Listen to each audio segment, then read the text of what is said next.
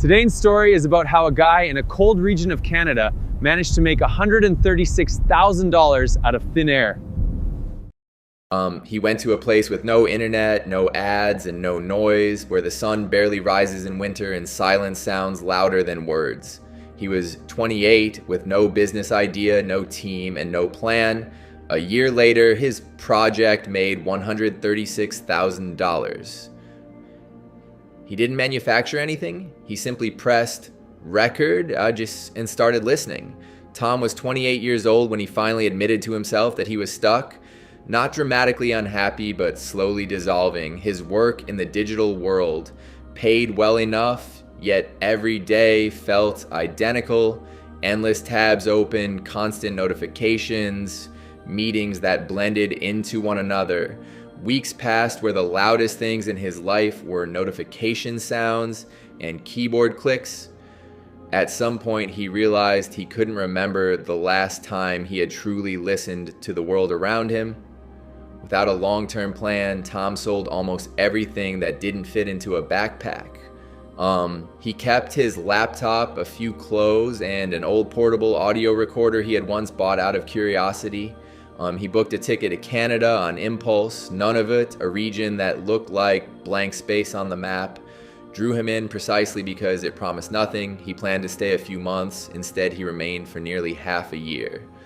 The first weeks were brutal, cold air that burned his lungs, short daylight hours, and a near total absence of social life.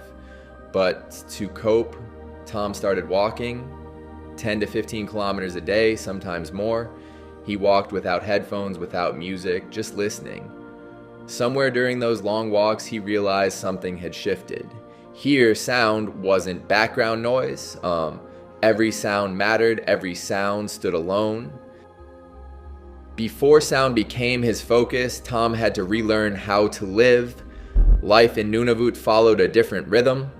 Stores closed early, weather dictated plans, and silence filled the hours between actions. Days felt unusually long. At first, this unsettled him. He checked his phone less, stopped tracking time, and began noticing how his thoughts slowed down. He started waking up without alarms, spending evenings without screens, and going entire days without speaking to anyone. What once felt uncomfortable slowly became grounding. This slower pace trained his attention. He became more patient, more observant. Without realizing it, Tom was preparing himself for the work he hadn't yet defined, learning how to notice small, fragile details most people miss. As the days passed, Tom's perception changed. What he had first called silence revealed itself as something layered and complex. The wind in the mountains never sounded the same twice, sometimes low and heavy, sometimes sharp and cutting. At night, the ice cracked in slow, deliberate rhythms as if the land itself was breathing. Snow beneath his boots produced different tones depending on temperature, depth, and even his own pace. One afternoon, almost absent-mindedly, Tom pulled out the recorder from his backpack and pressed record. The result surprised him. What he heard back wasn't emptiness, it was detail. From that moment on, recording became a daily ritual. He went out early, stayed until darkness, sometimes recording 4 to 5 hours at a time. He didn't edit, didn't enhance, didn't add anything artificial. Over several months, hundreds of raw audio files accumulated. Each recording felt irreplaceable. Tom still wasn't thinking about business or income. To him, these sounds were evidence. Proof that this place was alive even when it appeared motionless. Despite the growing collection of recordings, Tom began to doubt their value. Who would need hours of wind, ice, and footsteps? He briefly considered deleting everything, thinking it was just a personal archive. But curiosity stopped him. He began researching how sound was used in films, games, and meditation apps. What he found surprised him. Most productions relied on the same generic libraries, clean, reusable, but lifeless. That realization reframed his doubt. Maybe the value wasn't in perfection, but in truth. The idea of licensing the recordings still felt risky, even naive. but it was the first direction that made sense since he had arrived. The idea came from contrast. One evening, Tom watched a beautifully shot documentary about the Arctic. Visually, it was stunning. Sonically, it felt wrong. The soundscape was clean, cinematic, repetitive, not what he had been hearing every day. It dawned on him that most Arctic sound wasn't real at all. It was an imitation built in studios far away. That realization sparked a strange question. What if filmmakers, like game studios and app creators, didn't need an Arctic effect, but an Arctic place? Real pauses, real unevenness, real silence. Tom began carefully organizing his recordings, labeling them by location, time of day, weather, and distance. He grouped them into theme sound collections and uploaded them as licensed packs.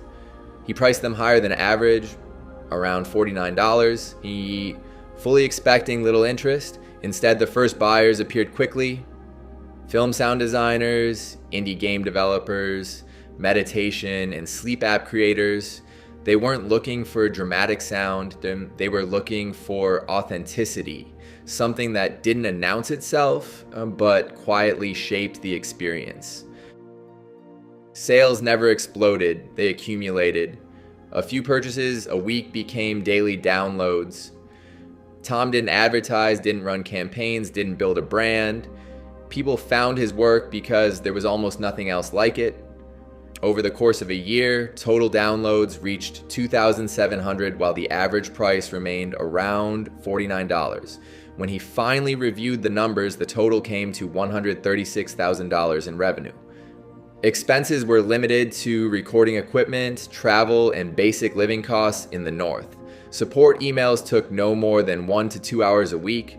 The same recordings continued to sell again and again to different clients, quietly generating income without any active effort. Tom didn't feel like he had built a business. It felt more like he had uncovered something that was already there. With time, Tom understood that he wasn't selling audio files, he was selling access to a place most people would never experience firsthand. His recordings ended up in films where viewers didn't consciously notice the sound but felt cold, distance, and scale.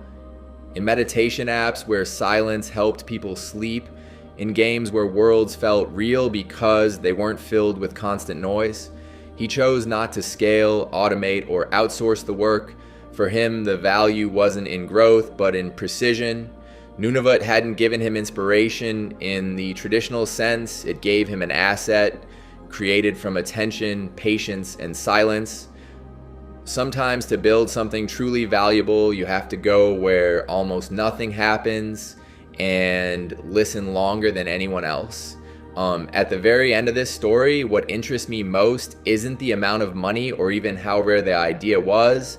The strongest part is that Tom didn't really invent anything in the traditional sense. He didn't chase trends, optimize funnels, or try to outrun the market. He simply stayed in a place where almost no one remains long enough and allowed himself to truly watch and listen.